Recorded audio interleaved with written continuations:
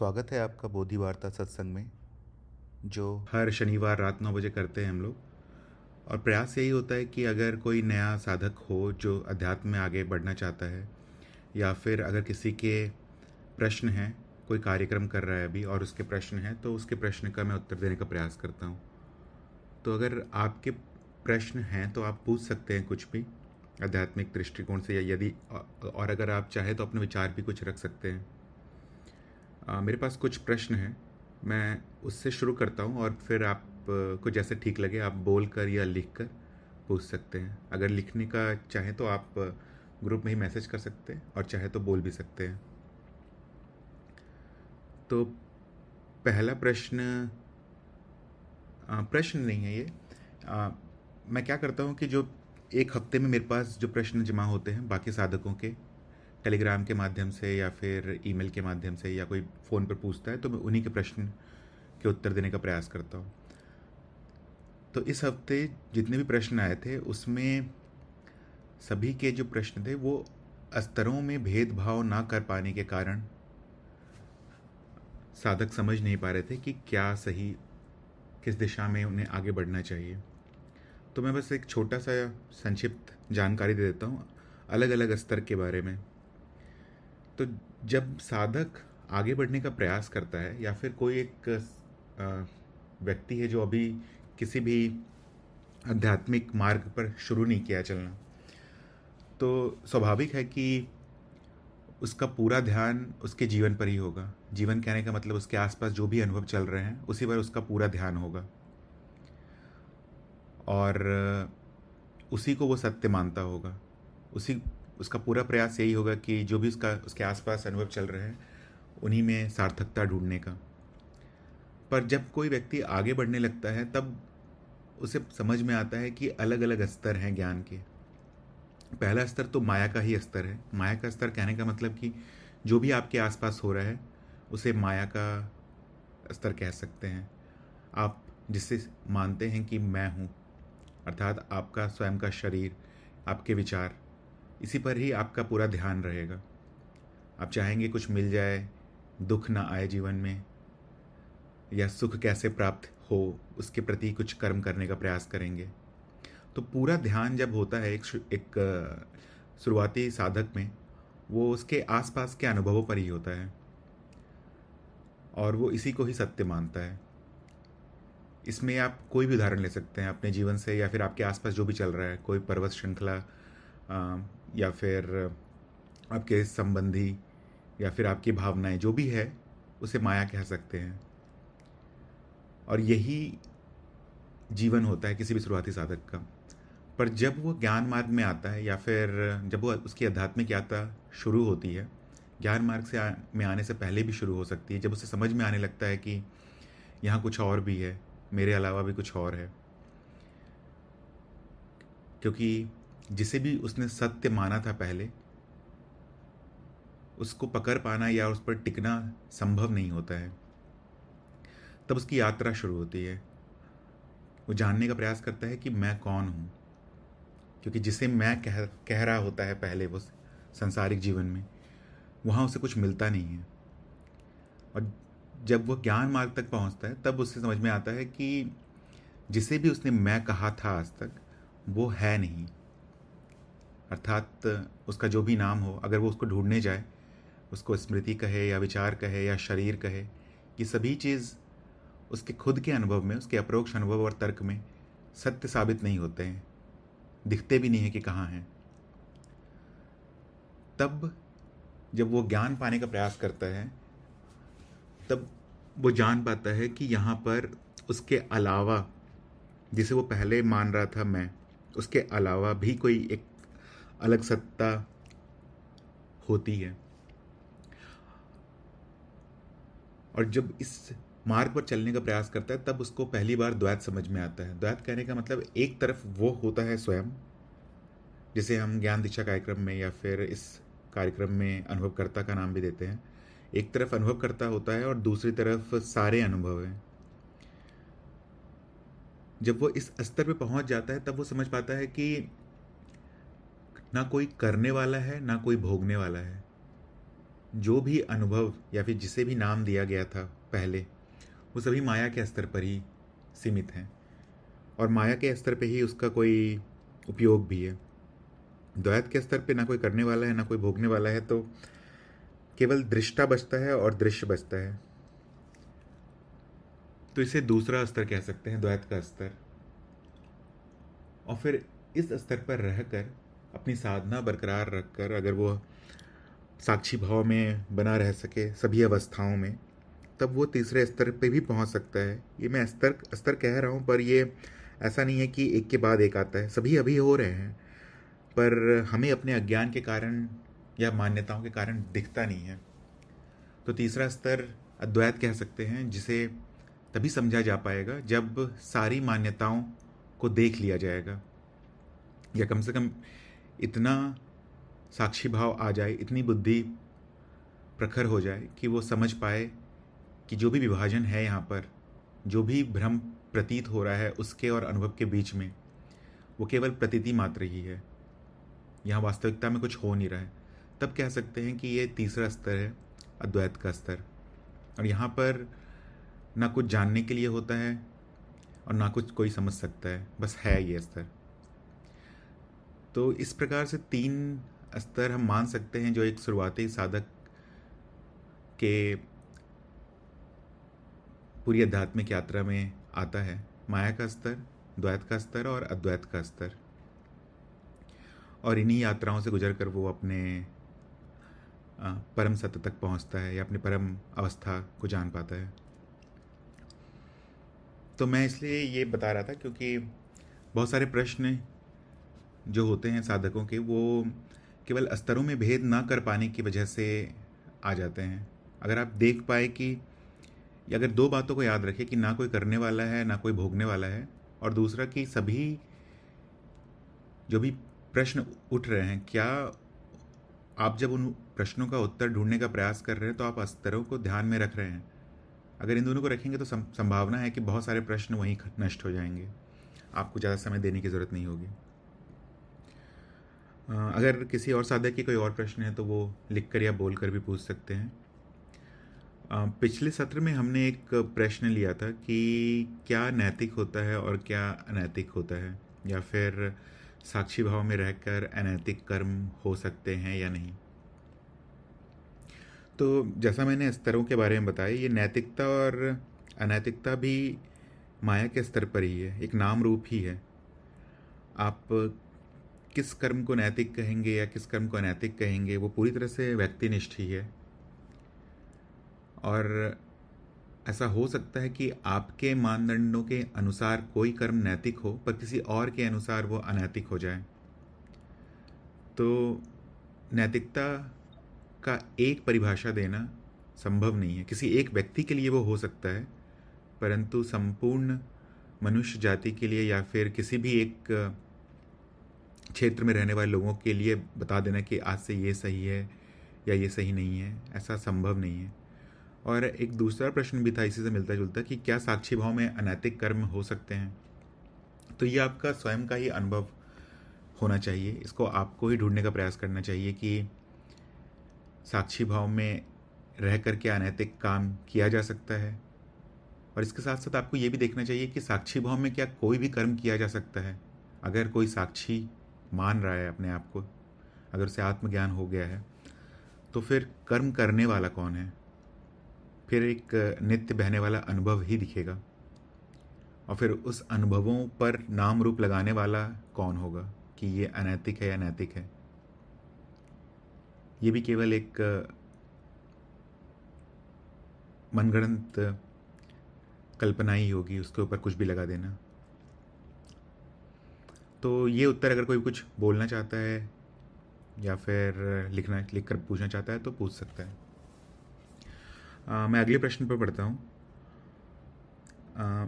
एक साधिका का एक प्रश्न था कि अनुभवकर्ता को अनुभव के लिए व्यक्ति की आवश्यकता नहीं है क्योंकि व्यक्ति खुद अनुभव है, तो क्या अनुभवकर्ता व्यक्ति का अनुभव ले रहा है? थोड़ा बहुत कह सकते हैं कि मनुष्य का अनुभव अनुभवकर्ता को हो रहा है, परंतु अगर इसको सटीक बोलना है तो केवल इतना कहना उचित रहेगा कि मनुष्य एक अनुभव है, या फिर ये जीवन जो दिख रहा है ये एक अनुभव है, और यह अनुभवकर्ता के सामने प्रकट है, और ये भी केवल द्वैत के स्तर तक ही बोला जा सकता है। ऐसा नहीं है कि मनुष्य ना रहे तो अनुभवकर्ता को अनुभव ना हो, क्योंकि अनंत जीव हैं, अनंत प्रकार की योनियां हैं। एक दो मनुष्य चले भी जाए या फिर पूरी संपूर्ण मनुष्य जाति भी चली जाए, तब भी अनुभवकर्ता के सामने अनुभव प्रत्यक्ष ही रहेगा। अगर संपूर्ण जीव भी चले जाए तब भी कुछ तो रहेगा ही, भले ही वो एक अंधेरा हो, पर वो रहेगा तो है ही। तो ऐसा नहीं है कि मनुष्य के कारण ही अनुभवकर्ता को अनुभव हो रहे हैं। हाँ, ये अनुभव जो हमें दिख पड़ता है, इनमें अगर कोई संबंध हो तो उसकी सार्थकता समझ में आने लगती है, और सार्थकता के लिए इंद्रियों का होना जरूरी है, क्योंकि इंद्रियां अनुभव को कम कर देती है और सार्थक कर देती है, कम से कम इतना कर देती है जिससे जीव का जीवन बना रहे। परंतु ये कहना कि अनुभवकर्ता का अनुभव मनुष्य पर निर्भर करता है, तो ये सही नहीं है। इसी में एक और प्रश्न था कि अनुभवकर्ता व्यक्ति का अनुभव ले रहा है, तो जैसा मैंने कहा कि ले नहीं रहा है, बस उसके सामने प्रत्यक्ष है, और फिर बहुत प्रकार की प्रक्रियाएं चल रही होती हैं जिसके कारण ऐसा लगने लगता है कि व्यक्ति है। उनमें से एक प्रकार की जो प्रक्रिया है विचारों का आना जाना, और विचारों में भी एक महत्वपूर्ण विचार है अहम का विचार। जब ये विचार चलने लगता है और आत्मज्ञान ना हो, तब फिर व्यक्ति पूरी तरह से होता है, क्योंकि उसे लगता है कि वो सत्य है। और आत्मज्ञान के बाद पश्चात ये पता चल जाता है कि यहाँ कोई है नहीं करने वाला या फिर सोचने वाला, बस एक के बाद एक घटना हो रही है, और उनमें एक के बाद एक विचार आ रहे हैं कि ये मेरे साथ हो रहा है या फिर ये मेरे साथ नहीं होना चाहिए। एक और प्रश्न था कि इसी से मिलता जुलता था कि ये व्यक्ति जो इंद्रियों के माध्यम से अनुभवों को सीमित करके देख रहा है,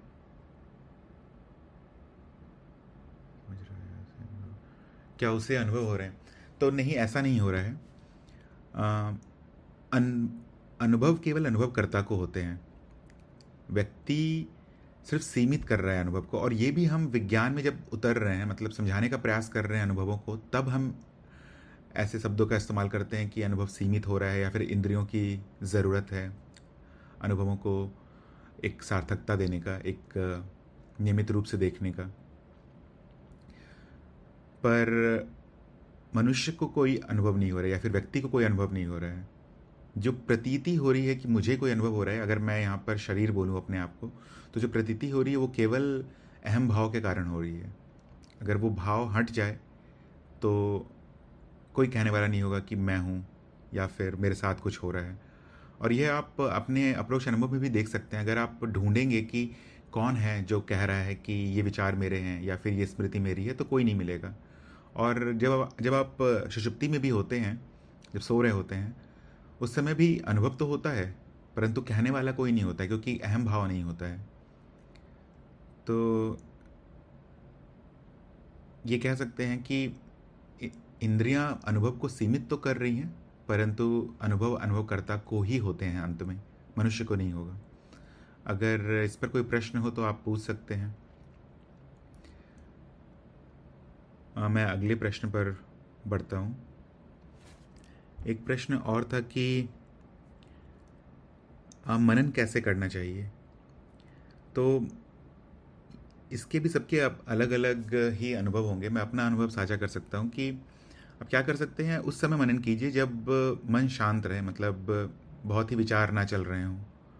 और आप एक प्रश्न ले लीजिए जो भी आपके सामने, या फिर जिस पर भी आप मनन करना चाहते हैं, और थोड़ी देर तक सोचने का प्रयास कीजिए उस पर, और फिर एक संकल्प बस अस्तित्व में दे दीजिए कि आपको इस प्रश्न का उत्तर चाहिए। अब मेरे अनुभव में क्या होता है कि अगर मैं साक्षी भाव में रहता हूँ तो ज़रूरी नहीं कि उसी समय उत्तर आ जाए, पर 1-2 घंटे बाद या 1-2 दिन बाद आ जाता है। और ये बहुत प्रकार से आ जाता है, जैसे कि कोई अनजाना व्यक्ति मेरे सामने आके कुछ बता के चला जाएगा, या फिर घर परिवार के जो लोग हैं वो कुछ बता के चले जाएंगे, या फिर खुद ही एक विचार उठ पड़ेगा कि इस प्रश्न का उत्तर ऐसा होना चाहिए था। तो ये सभी के स्वयं के ही अनुभव होंगे, और आपको ये देखने का प्रयास करना चाहिए कि आपके लिए क्या काम कर रहा है। मन शांत होना ज़रूरी है, ये तो निश्चित है, क्योंकि अगर मन शांत नहीं रहेगा तो फिर आप, अगर बहुत सारे विचार उठ रहे होंगे तो फिर आप उन विचारों में ही खो जाएंगे, और जो भी आपका मनन का विषय होगा वो ध्यान में नहीं रहेगा। आप अगर प्रयोग करना चाहते हैं तो आप कुछ किसी ऐसे विषय से शुरू कीजिए जो जिसके बारे में आपको पता है, बस आप उसकी गहराई में जाना चाहते हैं। जैसे कि उदाहरण के लिए कि अनुभवकर्ता अभी है, इसको स्वयं प्रकाशित क्यों कहते हैं, ये आपको तर्क से पता ही है, और आपका स्वयं का अनुभव भी यही कहता है कि कोई भी अनुभव आ जाए तो पता चल जाएगा। तो इसी में आप और गहरे उतरने का प्रयास कर सकते हैं कि फिर अनुभवकर्ता है कहाँ, क्योंकि जहाँ भी स्थान रहता है वहाँ अनुभव करता रहता है, तो क्या अनुभव करता स्थान में है? और देखिए फिर क्या उत्तर आता है। अलग अलग प्रयोग करने का प्रयास कीजिए कि सुबह कैसा होता है, शाम में कैसा होता है, साक्षी भाव में जब आप रहते हैं उस समय उत्तर कैसे आते हैं, और फिर आप जान पाएंगे, क्योंकि सबका अपना अलग अलग तरीका हो सकता है ज्ञान पाने का। सबसे ज़रूरी जो है वो आत्मज्ञान है, वो आपको मिल चुका है। अब इसके बाद बस प्रयोग ही बचता है कि कैसे उत्तरों तक जल्दी से जल्दी पहुंचा जा सके। अगर कोई और भी अपने अनुभव साझा करना चाहते हैं तो बता सकते हैं यहाँ पर। नमस्ते सर। नमस्ते किरण जी। जी जी, मेरा एक क्वेश्चन था कि वो साक्षी भाव क्या होता है और उसमें मतलब कैसे रहना होता है? साक्षी भाव का मतलब है कि आप अपने वास्तविक स्वरूप को जानते हैं और बस उसको याद रखे हुए हैं, बस इतना ही है। तो आप क्या पहले ज्ञान मार्ग पर चली हैं, या फिर आपको आत्मज्ञान हुआ है क्या? नहीं, पहले तो नहीं कभी। अभी कुछ दिन हुए हैं, मैंने सर से बात की थी तो उन्होंने बताया था कि ये ज्ञान दीक्षा प्रोग्राम है और उसको मतलब करना है। तो आप अभी इसके मैं चरण 2 पर हूँ उसके। जी, चरण दो मतलब पहले मैं अभी आप वीडियो कभी। देख रही हैं ना? जी जी जी, वीडियो देख रही हूँ अभी। हाँ, तो फिर आप, मैंने आपका कम से कम प्रयास सही दिशा में है। आप बस उसी वीडियो को देखते रहिए और आपको समझ में आएगा कि आप कौन हैं। आपने पहले त्रिज्ञान लिया था क्या? जी, जी, वो तो लिया था त्रिज्ञान के। मतलब उसमें बताया था ना कि आत्मज्ञान की अनुभवकर्ता जो वो है वो मैं ही हूँ। तो इतना मुझे समझ आ गया था। हाँ, तो बस इसी को ही कहते हैं, इसी ज्ञान के स्मरण को ही साक्षी भाव कहते हैं। अगर आप देख पा रही हैं कि आप कौन हैं, आप कोई भी अनुभव नहीं है, और आप वो हैं जो सभी अनुभवों को देख रहा है, जिसके सामने सभी ये अनुभव अभी प्रत्यक्ष हैं। तो बस आप इतना ही अगर याद रख पा रही हैं तो यही साक्षी भाव है। धीरे धीरे करके यही प्रखर होता जाएगा, और फिर बहुत सारे प्रश्नों के उत्तर आपके आसानी से आपको मिलने लगेंगे। पर अभी क्योंकि आप अभी दूसरे चरण में ही हैं और अभी आप वीडियो ही देख रही हैं, तो आपको केवल इतना ही करना है। जितना ही बताया गया है कार्यक्रम में उस पर ध्यान दीजिए, क्योंकि आप एक व्यवस्थित कार्यक्रम कर रही हैं। इसमें चौथे चरण में साक्षी भाव की साधना भी कराई जाएगी। कराने का मतलब कि अच्छा। गुरुजी बताएंगे आपको कुछ तरीके, कि उन तरीकों के माध्यम से कैसे आप अपने साक्षी भाव को बना के रख सकते हैं। अभी आप ध्यान दीजिए कि वीडियो में क्या बताया जा रहा है, और अगर उसमें अगर कोई प्रश्न हो तो आप पूछिए, क्योंकि मैं इसलिए कह रहा हूँ क्योंकि अभी जो समय है उसमें आपको केवल ये देख कि जो भी आपके अनुभव में सत्य है भी कि नहीं। अगर वो सत्य ना रहे तो फिर आपको प्रश्न पूछना है। आप गुरुजी के सत्संग में भी जाती होंगी मेरे ख्याल से, या फिर आप यहाँ भी पूछ सकती हैं। और जी, ठीक। और बाकी ये पूरा ये कार्यक्रम है, इसमें सभी चीज़ एक के बाद एक समझाई गई है अच्छी तरह से। तो आप बस इस कार्यक्रम को पकड़े रहिए और आपको सब समझ में आ जाएगा अंत तक। मतलब जब आप 7वें चरण तक पहुँचेंगी, आप सारा चीज़ समझ जाएंगे अच्छी तरह से। जी सर, जी, शुक्रिया। और कोई प्रश्न होगा तो आप शुक्रिया। पूछ सकती हैं। मैं अगले प्रश्न जी पे सर। चलता हूँ।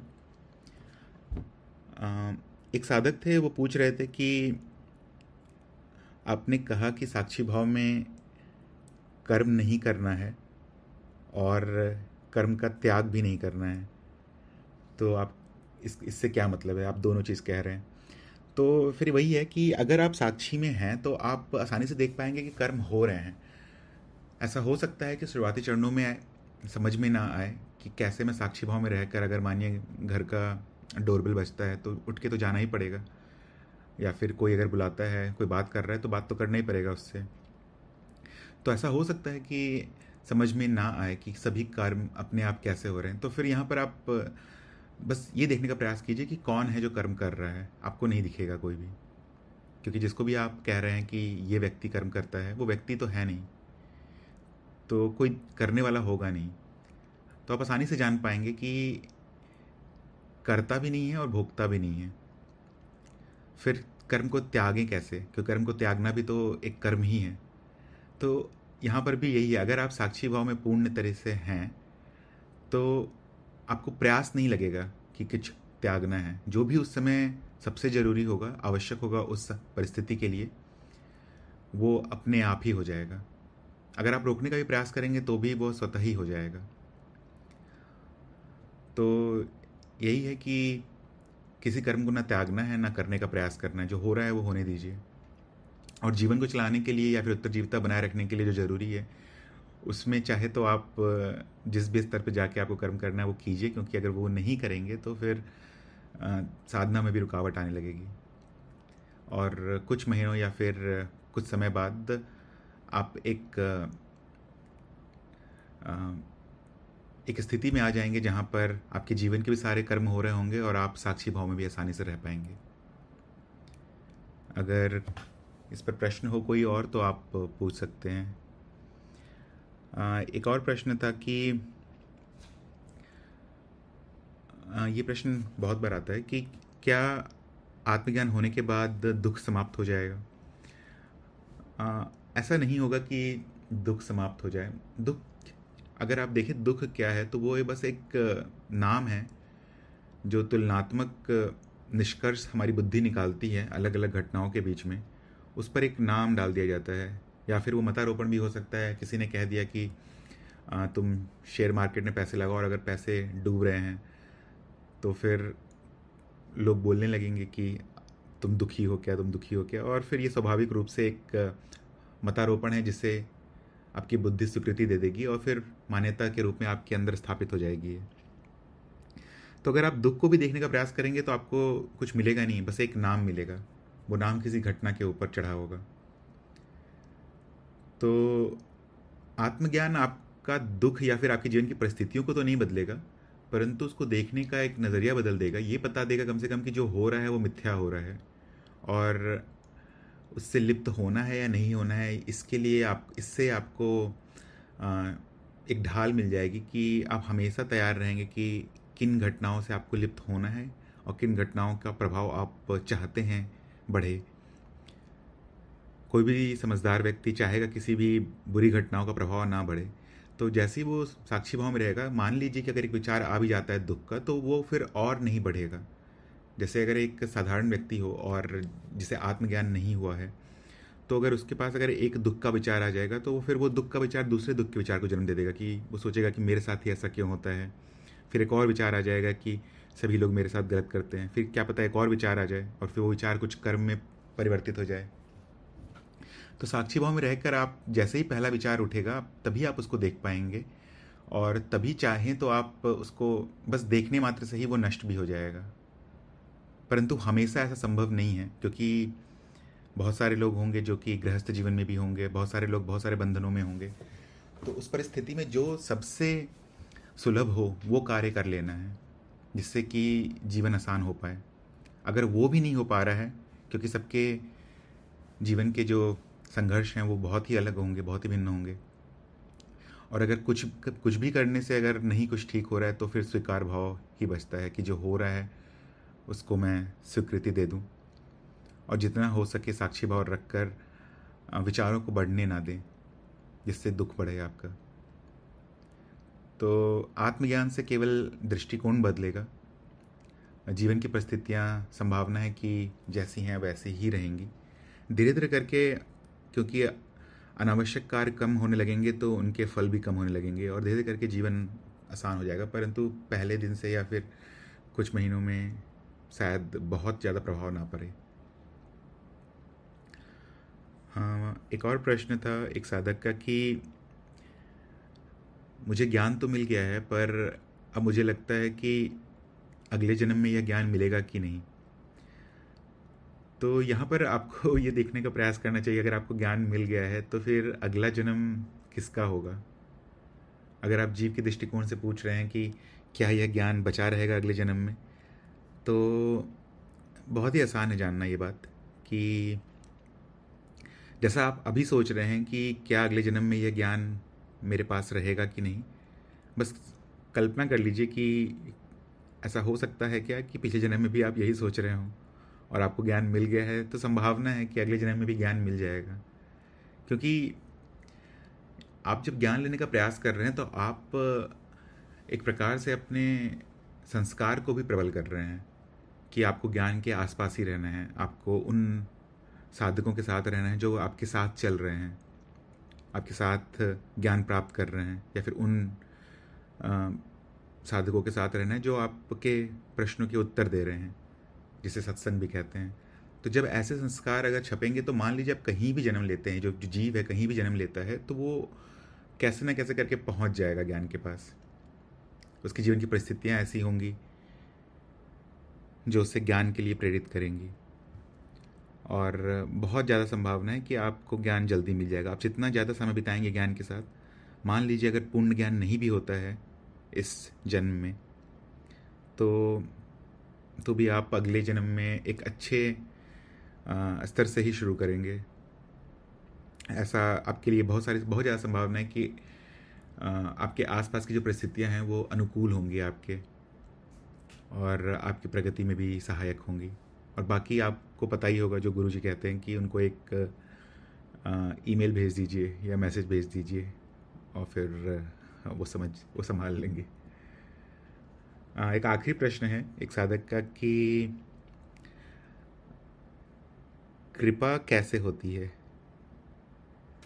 तो कृपा कैसे होती है ये तो मैं नहीं बता पाऊँगा, पर इतना बता सकता हूँ कि अगर आप अब पूरी ईमानदारी से अगर अपने पथ पर चल रहे हैं, आपको पता है कि आपका मार्ग क्या है, या फिर प्रयास कर रहे हैं ये जानने का कि अध्यात्म क्या होता है, मुझे क्या करना है, तो फिर आपको कुछ ना कुछ संकेत मिलने लगेंगे। वो संकेत कहाँ से आते हैं वो आप ढूंढिए कहाँ से आते हैं, पर आ जाते हैं। और बहुत ज़्यादा संभावना है कि आपको तुरंत लक्ष्य मिल जाएगा। बहुत सारे साधक हैं जैसे जिनसे मैं चर्चा करता हूँ त्रिज्ञान के दौरान, तो बहुत सारे वो अपने अनुभव जब साझा करते हैं तो सबके जीवन के अनुभव लगभग एक जैसे ही होते हैं कि जिस दिन उनकी इच्छा हुई उसके कुछ दिन के बाद ही वो वीडियोज़ आने लगे, या फिर कोई शास्त्र मिल गया, या कोई व्यक्ति आकर उनको बता दिया बोधि वार्ता के बारे में या किसी और मार्ग के बारे में, और फिर उन्हें समझ में आ गया कि कौन है उनके गुरु और क्या है उनका मार्ग। वो यही ढूंढ रहे थे पहले से, और फिर रास्ता अपने आप ही आसान हो जाता है आगे बढ़ने के लिए, और इसी को ही कृपा भी कह सकते हैं। तो कोई हो सकता है जो सुनता हो हमारी बातें, जो मैं जो कह रहा हूँ वो केवल सुनी सुनाई बातें हैं, मेरा प्रत्यक्ष अनुभव नहीं है। पर गुरु जी के वीडियो हैं गुरु क्षेत्र पर, आप वो देख सकते हैं। गुरु क्षेत्र हैं सब संचालन करने के लिए। यहाँ पर जो भी ज्ञान अभी प्रकाशित हो रहा है उसके पीछे यही सत्ता है, गुरु क्षेत्र की सत्ता है। और इसको आप अपने अप्रोक्ष अनुभव में देख सकते हैं। जब जैसे पहला प्रश्न था एक पुराना कि मनन कैसे करना है, तो आप देख पाएंगे कि मनन का उत्तर आना भी एक प्रकार का कृपा ही है, और ये सभी के साथ होता है। कैसे होता है वो आपको अपने अनुभव में ढूंढना है कि किस समय होगा, किन कारणों से होगा, पर हो जाता है। तो इसे ही कृपा भी कह सकते हैं। और कह सकते हैं कि कोई है जो साधकों पर कम से कम ध्यान दे रहा है और उनकी आध्यात्मिक प्रगति के लिए कम से कम लगा हुआ है। भले सांसारिक इच्छाओं की पूर्ति ना हो, पर आध्यात्मिक इच्छाएं जो हैं कम से कम वो पूरी हो जाती हैं। तो आज के इतने ही प्रश्न थे। अगर किसी और के प्रश्न हैं तो आप बोल कर पूछ सकते हैं। जी मेरा एक प्रश्न है। हाँ पूछिए।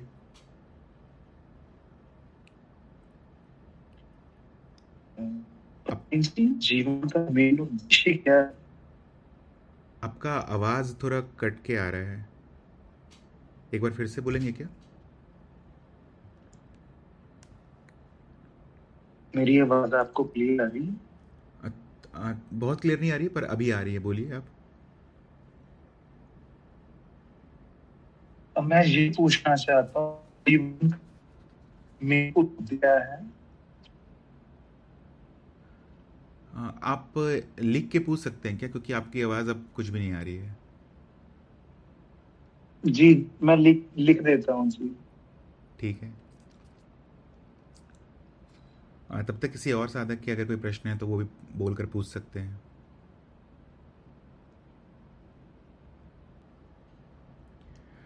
हाँ, जीवन का आप ये देखने का प्रयास कीजिए कि अभी तक कुछ उद्देश्य दिखा है क्या आपको।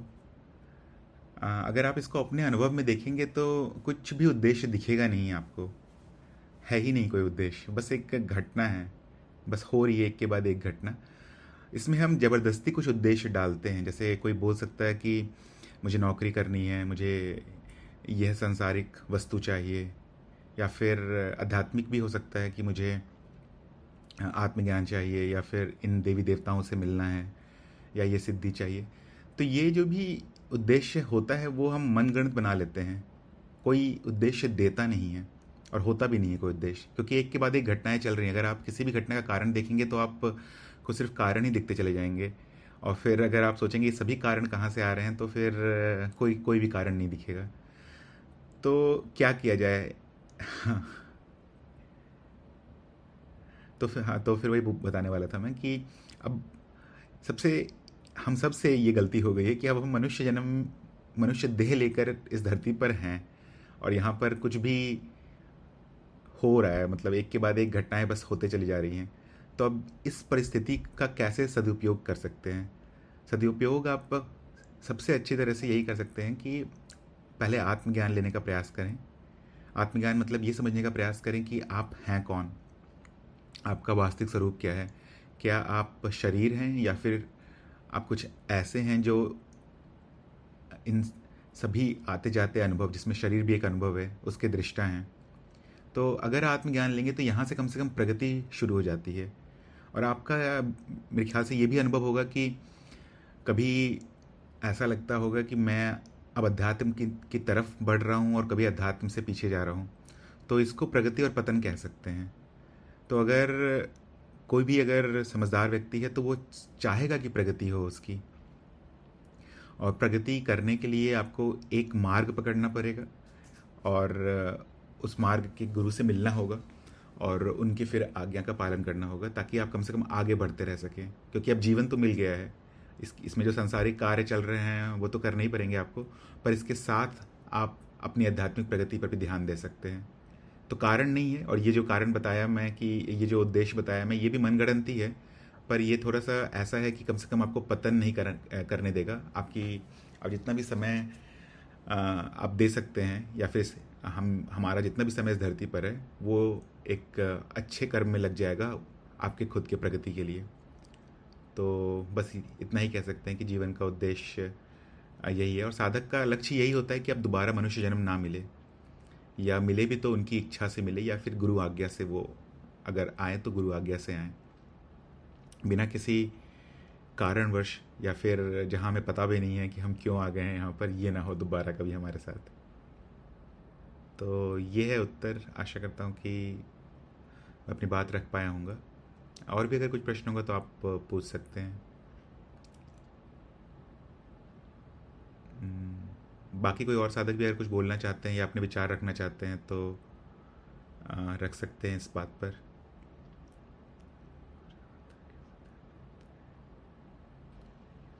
जी प्रणाम। नमस्ते। मैं पहली बार आया हूँ इस ग्रुप में। हाँ बोलिए। जी के साथ में तो जुड़ा हूँ पहले से।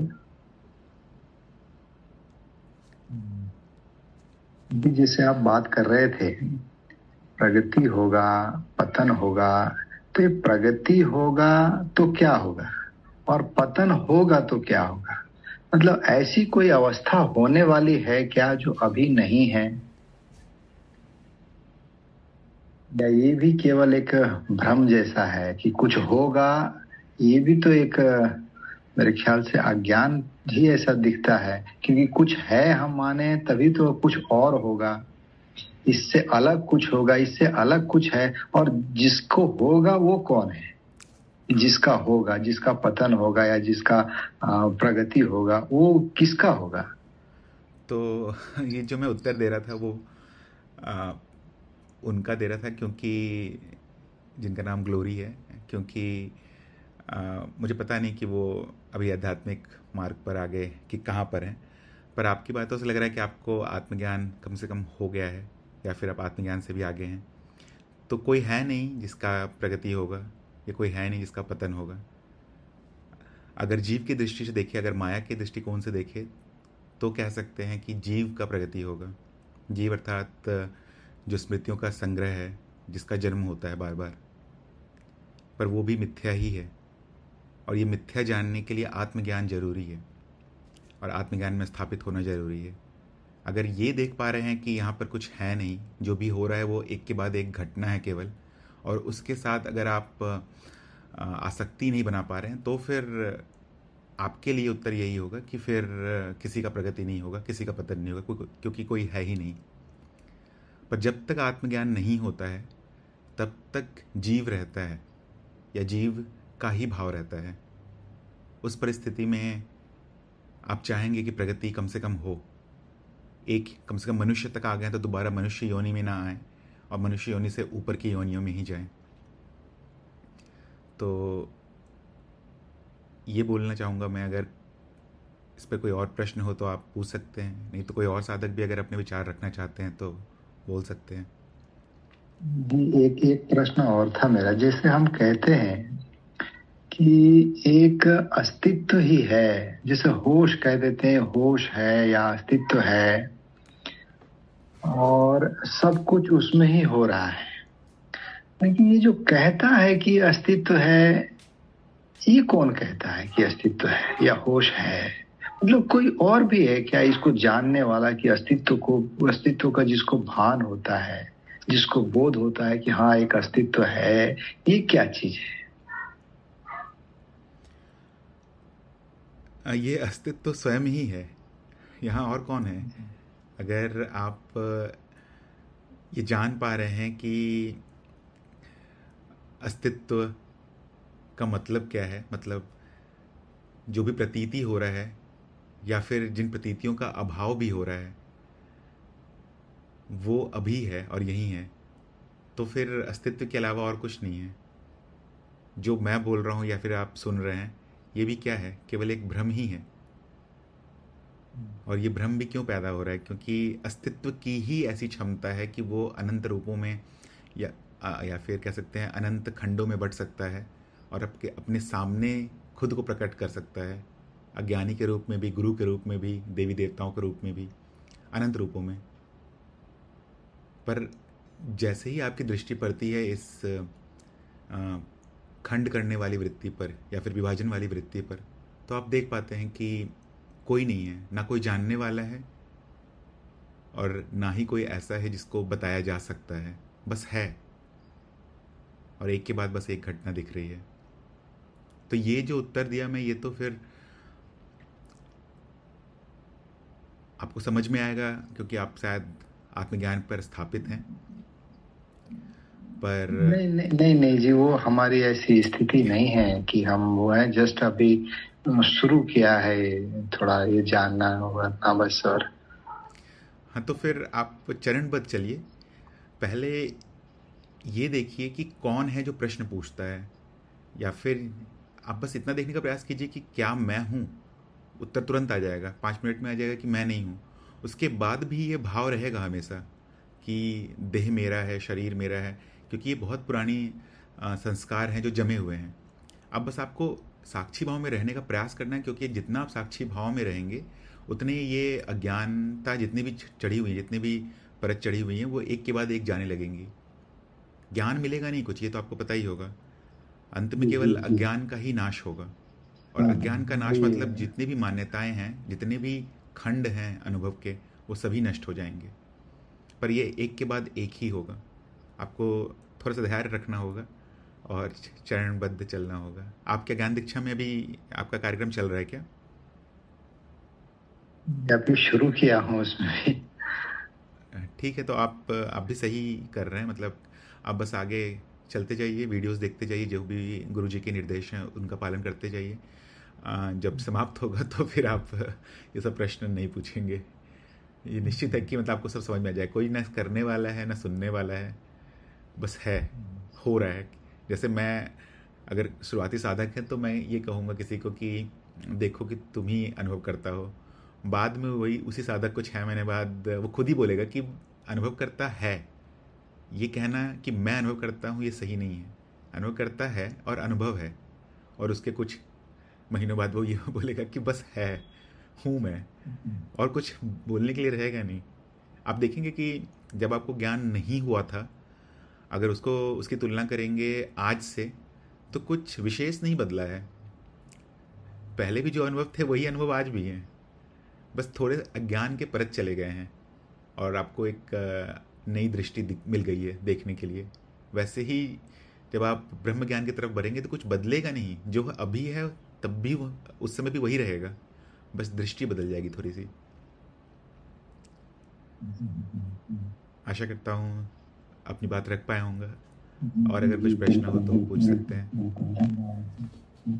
माधवी जी का एक प्रश्न है कि स्वयं सिद्ध पर अप्रोक्ष अनुभव और तर्क कैसे सत्यापित करें, जैसे कि अस्तित्व, अनुभव आदि स्वयं सिद्ध हैं, थोड़ा और प्रकाश डालिए। तो ये आप देखिए कि ये जीव के दृष्टिकोण से बता रहा हूँ मैं अभी माधवी जी, कि अगर आपके सामने कोई भी अनुभव है तो देखने का प्रयास कीजिए कि किसको पता चल रहा है, और उत्तर स्वाभाविक है कि अनुभवकर्ता को पता चलेगा। तो एक भी अनुभव हो जाए, मतलब अगर प्रश्न पूछने वाला भी आ जाए तो अनुभवकर्ता वहाँ पहले ही रहता है। तो ऐसे आप देख सकते हैं अनुभव और तर्क के माध्यम से। अगर साधारण अनुभव को ना ले, आपके सामने जो अनुभव है अगर उसको ना ले, किसी और अनुभव को ले लें, तो आप कह सकते हैं कि तर्क के माध्यम से भी वो हमेशा ही रहेगा। अगर पिछले 100 अनुभवों में अनुभव करता था तो अगले वाले अनुभव में भी अनुभव करता रहेगा ही। अनुभवकर्ता को जानने का जब भी प्रयास करेंगे तो वो आपको हमेशा मिल जाएगा। और भी आप देख सकते हैं, अगर आप कुछ भी कार्य करने का प्रयास करें, जैसे उदाहरण के लिए अगर आप अभी जहाँ पर भी बैठी हैं या खड़ी हैं वहाँ बस चलने का प्रयास कीजिए और देखिए कि किसको पता चल रहा है इन अनुभवों के बारे में। अगर मान लीजिए अगर आपको ज्ञान नहीं हुआ होता तो पहला उत्तर यही आता कि माधवी को पता चल रहा है, पर अगर माधवी को ढूंढेंगे तो माधवी नहीं मिलेगी कहीं आपको। तो फिर कौन है? जो भी है वो प्रकाशित है। ये प्रश्न आना ही प्रकाशित कर देता है अनुभवकर्ता को, क्योंकि ये प्रश्न पूछना ही एक विचार है और विचार एक अनुभव है। इसलिए कह सकते हैं कि ये स्वयं सिद्ध है, स्वयं प्रकाशित है। इस पर कुछ और पूछना चाहते हैं कि आप? के परे जाने की कोई अवस्था है, सुख दुख मान अपमान दोनों एक ही है यहाँ। अप्रोक्ष अनुभव तो आपको दिख ही रहा है सामने कि है। तर्क से आप ऐसे देख सकते हैं कि अगर अनुभव है और अनुभव करता नहीं है तो फिर कैसे पता चल रहा है कि अनुभव है। अब यहाँ हम कोई अप्रोक्ष अनुभव इस्तेमाल नहीं कर रहे हैं, बस आप देखिए कि ऐसी कल्पना कर लीजिए कि अनुभवकर्ता नहीं है, जो संभव नहीं है, पर मान लीजिए कि अनुभवकर्ता नहीं है, तो फिर किसको पता चलेगा अनुभव के बारे में? तो उसका होना जरूरी होगा, और वो उसका होना जरूरी ही तर्क हो जाएगा इस चीज़ का। एक और प्रश्न था कि क्या मन के परे जाने की कोई अवस्था है, सुख दुख मान अपमान? क्योंकि हम जागृत अवस्था में जो कुछ भी अच्छा या बुरा सोचते हैं वो सब मन की अवस्थाएं हैं। इसके परे जाना मतलब बस ये जानना है कि ये मिथ्या है। अगर आप इसको सत्यापित कर पा रहे हैं, जैसा मैंने पहले कहा कि जो शुरुआती साधक होते हैं उनको तर्क से समझ में आ जाएगा सभी चीज़, क्योंकि ये मार्ग ही बुद्धि का है, तो बुद्धि से भी समझ में आ जाएगा आपको कि अनुभव करता ही है और मैं नहीं हूँ। परंतु जो हमारे पिछले संस्कार पड़े हुए हैं, जो हमारी आदतें पड़ी हुई हैं, उसकी वजह से बार बार आप मन के द्वारा उत्पन्न अनुभवों में फंस जाएंगे और फिर ये दुख सुख मान अपमान शुरू हो जाएगा। पर आपको केवल बस इतना ही याद दिलाना है। पहले तो आप क्या कर सकते हैं, बैठ के एक बार सोच लीजिए अच्छे से कि क्या कोई है जो इन अनुभवों को के साथ स्वयं को साझा कर सकता है या आसक्ति कर सकता है। तो आपको उत्तर मिलेगा कि कोई नहीं है, बस ये अनुभव आ रहे हैं और जा रहे हैं। और एक विचार है अहम भाव, जो कि इन सभी अनुभवों को अपना मान के बैठा हुआ है। तो आप उस पर भी मनन कर लीजिए, उसको भी देखने का प्रयास कीजिए साक्षी भाव में कि कौन है अहम, ये कहाँ से उठता है और कहाँ चला जाता है। बस अगर आप इतना ही देखेंगे तो आप ये सत्यापित हो जाएगा कि कोई है नहीं जो ये कह सके कि मैं दुखी हूँ या फिर मैं सुख में हूँ। एक बार ये सत्यापित हो जाए तब आपको इस ज्ञान में कुछ समय तक रहने का प्रयास करना चाहिए, क्योंकि हमने इतने जन्म ले लिए हैं कि ये सब चीज़ छपा हुआ है हमारे अंदर, और ये मशीन जो है मनोशरीर यंत्र, ये बस अपना कार्य करने लगता है। एक भी घटना हुई कि उसके बाद अनंत प्रकार के विचार उत्पन्न हो जाते हैं और फिर उन कर्मों में फंस जाते हैं हम। तो देखने का प्रयास कीजिए आप अपने अनुभव में ही, जो भी चीज़ आपको फंसा रहा है या रोकने का प्रयास कर रहा है, आप उस पर ही प्रश्न उठा दीजिए कि कौन है ये या क्या कर रहा है ये। और स्वाभाविक है कि वो नहीं दिखेगा आपको और फिर ये चला जाएगा। अगला प्रश्न था सत्येंद्र जी का कि मुझे जीवन में क्या करना है, अध्यात्म रास्ता ठीक चल रहा है पर भौतिक में बहुत कन्फ्यूजन है। सत्येंद्र जी, आपका प्रश्न शायद ये है कि आपको कैसे पता चलेगा कि अध्यात्म में आपको आगे बढ़ना है या नहीं बढ़ना है, भौतिक जीवन सही नहीं लग रहा है या फिर उसमें आप आगे बढ़ना नहीं चाह रहे हैं। तो बहुत ही सरल है, जैसा पहले हमने अभी चर्चा किया कि जीवन का कुछ भी उद्देश्य नहीं है। भौतिकता में आपको थोड़ा सा लिप्त तो रहना ही पड़ेगा, क्योंकि ये शरीर हमारे पास है। इस शरीर को जिंदा रखने के लिए जो भी करना है वो करना ही पड़ेगा, भले वो छोटा से छोटा कर्म ही क्यों ना हो, कि खाना बनाना और खाना खाना। तो इतना भौतिकता तो आपको करना ही पड़ेगा, और वो खाना कहाँ से आएगा उसका इंतज़ाम करना।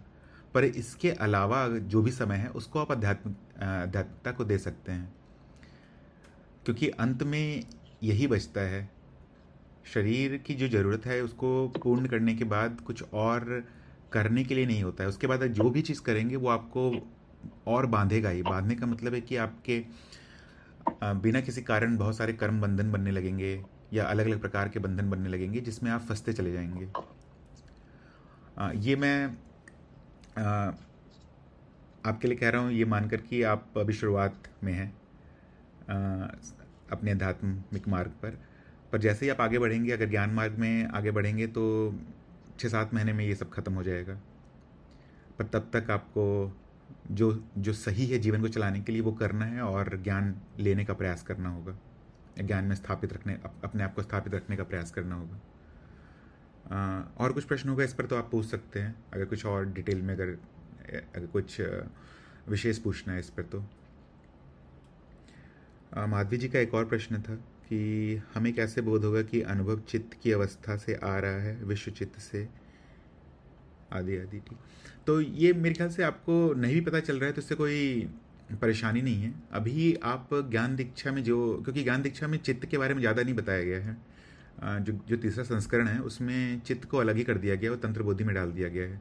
परंतु अगर आपको फिर भी मतलब जानने का प्रयास करना ही है या फिर जानना ही है, ऐसी इच्छा अगर आ रही है तो बोधि वार्ता चैनल पर है, वीडियो है, तो उसमें समझाया गया अगर जो भी चीज़ आप जान पा रही हैं, जैसे अगर जागृत अवस्था में कुछ भी अनुभव हो रहे हैं आपको, तो ये विश्व चित्त से आ रहा है। जैसे आपके सामने अगर कोई दीवार है तो इसका निर्माण हम नहीं कर सकते हैं या फिर कोई शुरुआती साधक नहीं कर सकता है, पर जो स्वप्न में होता है वो निर्माण आपके खुद के चित्त से आता है, जिसे आप जीव स्मृति कह सकते हैं, उससे बनता है। अभी आपके सामने जागृत अवस्था में जो भी प्रकट है वो विश्व स्मृति से ही आ रहा है, या फिर उसको कह सकते हैं कि वो विश्व चित्त से ही आ रहा है। विश्व चित्त से क्या होगा कि मैं बस वैज्ञानिक दृष्टिकोण दे रहा हूँ कि प्रकट हुआ अनुभव, वो अनुभव आपके इंद्रियों से प्रतिक्रिया किया। अब वहाँ पर वो थोड़ा सा उसका फिल्टरेशन हो जाएगा और फिर वो जीव स्मृति में चला गया। जब जीव स्मृति में चला जाएगा तो वहाँ से फिर आपको वो दिख पड़ेगा। बस इतना ही हो रहा है, विश्व स्मृति से जीव स्मृति तक जा रहा है और जीव स्मृति से आप तक आ रहा है। हो सकता है कि विश्व चित्त भी आए। अगर आप जैसे आप जब आगे बढ़ने लगेंगे तो ऐसा हो सकता है कि विश्व चित्त से ही सीधे संपर्क हो जाए आपका। जैसे अभी आप जो स्वप्न देखती होंगी, बहुत ज़्यादा संभावना है कि वो आपके जीवन से ही मिलते जुलते होंगे। उसके प्रारूप थोड़े बदल जाते होंगे परंतु वो मिलते जुलते होंगे। पर जैसे जैसे आप आगे बढ़ने लगेंगे तो फिर सीधे विश्वचित्त से ही आपके सामने प्रत्यक्ष हो सकता है, क्योंकि सभी अनुभव तो एक तरह से कह सकते हैं कि विश्वचित्त से ही आ रहा है। विश्वचित्त से ही जीव स्मृति में आता है, फिर जीव स्मृति से ही हमारे सामने प्रकट होता है। परंतु अगर आप ऐसा कहना चाह रही हैं कि स्वप्न में कुछ भी जीव स्मृति से ना आए और सभी विश्वचित्त से आए, तो ये भी संभव है। पर साधक की वैसी कम से कम साधना होनी चाहिए कि वो याद रख पाए और जान पाए। ऐसा भी हो सकता है कि हर रात को ऐसा आपके साथ होता है परंतु याद नहीं रहता है सुबह उठते समय। तो जैसे जैसे आप प्रगति करेंगी ये संभावना है जो आपने लिखा है। कुछ और पूछना है इस पर प्रीति जी तो आप पूछ सकती हैं। माधवी जी का एक और प्रश्न है कि स्वप्न याद रह जाता है, ये वृत्ति है। हाँ, ये अगर याद रह जाता है तो आपका ये जो भी जा रहा है आपके स्मृति में वो तो एक वृत्ति ही होगी, तभी वो वहाँ से निकल के वापस आता है और फिर चला जाता है। अगर आप कुछ विशेष पूछना चाहती हैं जो आप पिछले सत्संग में पूछ रही थी, तो आप चाहें तो मुझे लिख कर भी भेज सकती हैं बाद में। पर ऐसा संभावना है आपकी बात कि विश्व स्मृति नहीं पर कोई और स्मृति भी हो सकती है जो आपसे वार्ता करने का प्रयास कर रही हो, या फिर पिछले जन्म के गुरु भी हो सकते हैं। या फिर जैसे एक उदाहरण देता हूँ कि जो हमने भी चर्चा किया था मनन के बारे में, तो मनन में हमारे पास उत्तर कहाँ से आ जाते हैं कि और कृपा के बारे में हमने चर्चा किया था। ये कृपा ही है, कोई है जो आपको देख रहा है। वो आपके पिछले जन्म के गुरु हो सकते हैं, या फिर हाँ पिछले जन्म के गुरु हो सकते हैं, या फिर कोई संस्कार है जो दबी हुई है और वो संस्कार फिर जैसे ही उसको प्रकट होने का अवसर मिला वो प्रकट हो रही है और आपसे किसी न किसी तरह से आपके सामने अपना बात रखने का प्रयास कर रही है। परंतु इससे आपको कोई नुकसान नहीं हो रहा है ना, बस इतना जानने का प्रयास करना चाह रहा हूँ मैं। अगर नुकसान नहीं हो रहा है तो फिर कोई दिक्कत नहीं है, जो हो रहा है वो होने दीजिए। वो आपके ही संस्कार हो सकते हैं, पिछले जन्म की साधना हो सकती है, या फिर पुराने कोई भी साधना हो सकती है जो अभी प्रकट हो रही है। और आप चाहें तो मुझे बाद में लिख कर भी भेज सकती हैं प्रीति जी। मुकेश जी का एक प्रश्न था कि विश्वचित्त क्या होता है। विश्वचित्त जो भी माया में आपको अभी दिख रहा है उसके पीछे अगर जब हम जानने का प्रयास करते हैं कि ये क्यों हो रहा है और ये कहाँ से आ रहे हैं, जैसे कि ये शरीर या फिर अनंत प्रकार के जो जीव आपके सामने प्रकट हैं, वो एक स्वप्न ही है। पर ये स्वप्न आ कहाँ से रहा है, तो जहाँ से भी आ रहा है उसे एक नाम दिया गया है। केवल इस माया को समझाने का प्रयास है कि विश्वचित्त जैसा कोई एक स्मृतियों का संग्रह है और वहाँ से एक के बाद एक अनुभव प्रकट हो रहा है। इसको आप ऐसे समझ सकते हैं कि जब आप स्वप्न देखते हैं तो स्वप्न में भी एक के बाद एक घटना प्रकट होने लगती है। वो जो घटना होती है वो आपके स्वयं के स्मृति से आती है। आप कैसे जानेंगे कि स्वयं की स्मृति से आती है? आप देखेंगे कि जितने भी अनुभव हो रहे हैं आपको, बहुत सारे मनुष्यों में ऐसा होता है कि जितने भी अनुभव हो रहे होते हैं वो आपके जीवन से ही मिलते जुलते होते हैं। उसका थोड़ा सा रूप बदल जाता है परंतु होते वैसे ही हैं।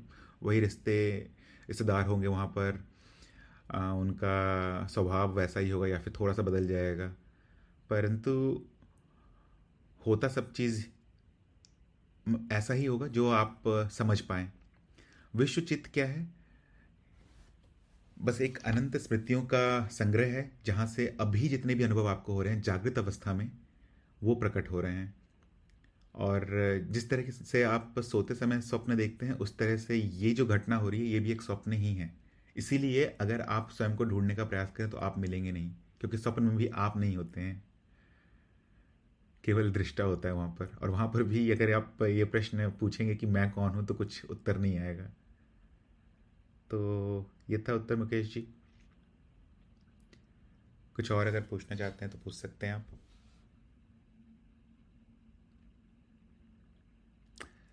ठीक है, तो फिर आज का सत्संग हम समाप्त करते हैं। सत्संग में जुड़ने के लिए सभी का धन्यवाद।